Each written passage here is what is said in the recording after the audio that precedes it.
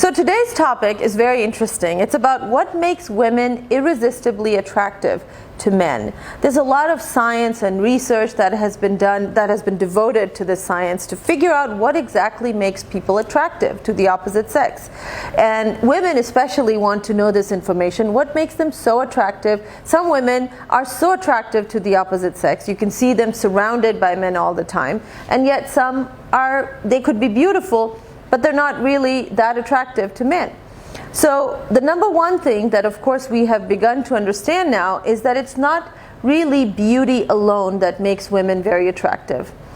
It's actually not even age. You would think that only the younger girls are attractive, but that's also not found to be true.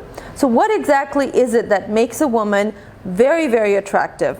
Well, I've got 4 pieces of information that if you practice those, if you make that a habit, you will become almost irresistible to men. So if you're ready, let's begin. So the first thing that almost men across the board in all the different countries have voted for is confidence. A woman that is confident is extremely attractive. So when we're talking about confidence, of course, a part of that is intelligence also. But be very careful here, because you can easily become overconfident or you can act snobbish. These are both very unattractive traits. You have to wear your intelligence and your confidence as if this was your favorite old shirt. So you've got to wear it very comfortably. This should come naturally to you. Should not be forced. Don't try too hard. I've seen too many women that have the actual opposite effect. They're trying to appear confident, but they're trying so hard, or they end up becoming rude or snobbish. They talk over people, or they just have to prove a point at the detriment and cost of everybody else looking bad. That is not confidence. That actually looks desperate and is not attractive at all. So the second trait on the list is warmth and nurturing. In my opinion, actually, it's the number one most important trait, especially when it comes to women. Women that are perceived as warm and nurturing give a signal off to men that it's safe to be close to her. It's safe to share your secrets with her. It's safe to share your heart with her. It's safe to even share your life with her, your dreams and inspirations.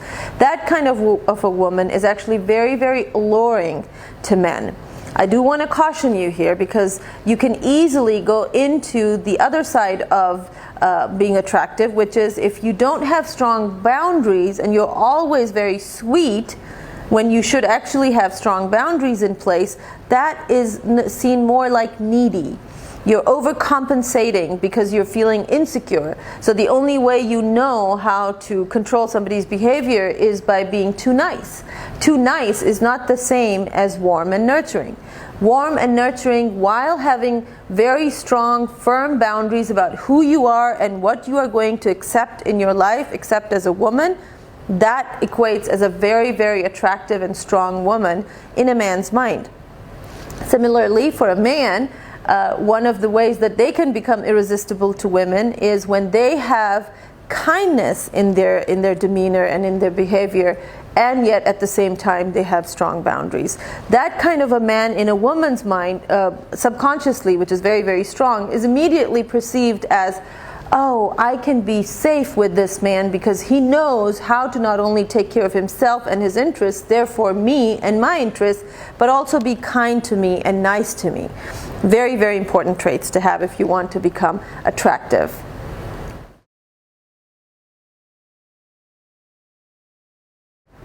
The third trait, and of course this trait is also, it's equally applicable in both sexes, is emotional intelligence. It kind of ties in closely with the previous one too, but emotional intelligence is becoming really, really big in today's day and age, especially in this generation. Emotional intelligence is something that can be learned. You are welcome to Google this. This is different from your IQ. Some people have termed it as EQ. So IQ is different from EQ. IQ cannot be learned. You're born with it. Whatever type of intelligence you have, you're going to die with that kind of intelligence or that level of intelligence. But emotional intelligence can be learned. That's the great news. Emotional intelligence is also directly linked to the level of success a person is going to experience in life, not just in their relationships, but also in their work, in their business, and the kind of stuff they're going to experience. Because an emotionally balanced person takes the right decisions at the right time most of the time. That's the most important thing. So when you are emotionally intelligent, that means you're a balanced person. You don't go flying off the handle on the smallest of things.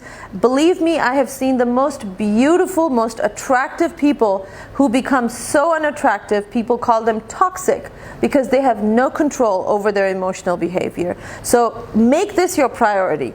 Google this, try to learn some more. Our show has a lot of information on this. How to become emotionally intelligent and balanced should be number one key, or your number one goal this year. And what I do is you can get scored on emotional intelligence, and you can compare that score with the score you had perhaps last year. So it kind of shows you your progress, which is a fun thing to do anyway.